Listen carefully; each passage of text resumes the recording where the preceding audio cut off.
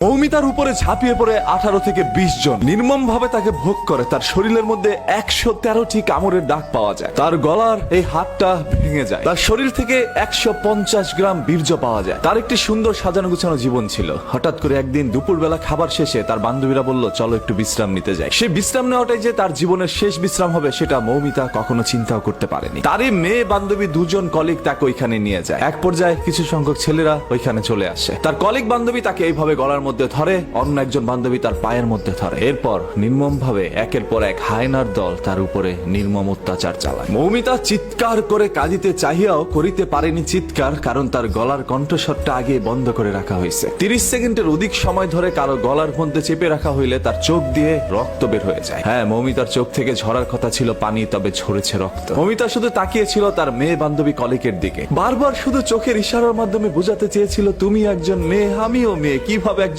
মেয়ে হয়ে আরেকজন মেয়েকে এইভাবে হায়নার হাতে তুলে দিলা? মৌমিতা চিৎকার করছে বারবার। ভাই, ও কাউকে বোঝাতে পারে নাই। মৌমিতা একটি ছোট্ট ভিডিওর মাধ্যমে মানুষকে একটি বার্তা পৌঁছে দেয়, যেখানে প্রকাশ পেয়েছিল তার সাথে ঘটে যাওয়া কিছু নির্মমতা। এরপর তাকে এই দুনিয়া থেকে সরিয়ে দেওয়া হয়। মৌমিতার সেই ভিডিওর বর্ণনা যদি আপনারা একবার দেখেন, তাহলে আপনাদের চোখ থেকে অশ্রু ঝরে যাবে। আজকে পুরো ভারতবাসী এটা নিয়ে প্রতিবাদ জানাচ্ছে আজকে বাংলাদেশের মানুষ। এবং এই ছবিটি ফেসবুকের মধ্যে ঢুকলেই দেখবেন আপনার সামনে চলে আসছে। হয়তো আপনারা অনেকে পোস্টটা পড়ছেন না, শুধু ছবিটা দেখে ইগনোর করে চলে যাচ্ছেন। হ্যাঁ, কারণ ঘটনা তো আপনার মা বোনের সাথে ঘটে নাই বা আপনার সাথে ঘটে নাই, অন্য কারোর সাথে ঘটলে তো আর আপনার কিছু যায় আসে না। যদি আসলে আপনি একজন মানুষের মনুষ্যত্ব বেঁচে থাকতো, তাহলে অবশ্যই এটা নিয়ে পোস্ট করতেন, শেয়ার করতেন এবং প্রতিবাদ জানাইতেন। গতকাল থেকে অসংখ্য মানুষ এটা পোস্ট করেছে এবং মানুষ আমাকে বলছিল, ভাই এটা নিয়ে একটা ভিডিও বানান। এই সকল বিষয় তো আর মানুষের বলে দিতে হয় না, এমনিতেই চোখ থেকে অশ্রু ছড়ে যায়। এই মৌমিতার জীবনে কি এমন ভুল ছিল ভাই? ও তো সুন্দর করে পর্দাশীল অবস্থায় ঘুরে বেড়াতো। ছবিটার মধ্যে আপনারা দেখতে পাচ্ছেন কি সুন্দর একটি মেয়ে। আজকে এরকম হাজারো মৌমিতা আমাদের দুনিয়া থেকে চলে যাচ্ছে, সেগুলো সোশ্যাল মিডিয়ার মধ্যে ভাইরাল হচ্ছে না। ওই সকল হায়নার দলগুলো এখন পর্যন্ত আমাদের সমাজের মধ্যে বিদ্যমান। এবং